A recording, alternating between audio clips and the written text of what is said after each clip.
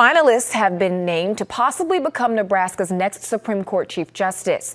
They're David Bargin of Adams, Nebraska, Patricia Freeman of Pillen, Jeffrey Funk of Lincoln, and Ryan Post of Lincoln. One of them will replace Mike Heavican, who has served as Chief Justice for the last 18 years. He retires at the end of the month.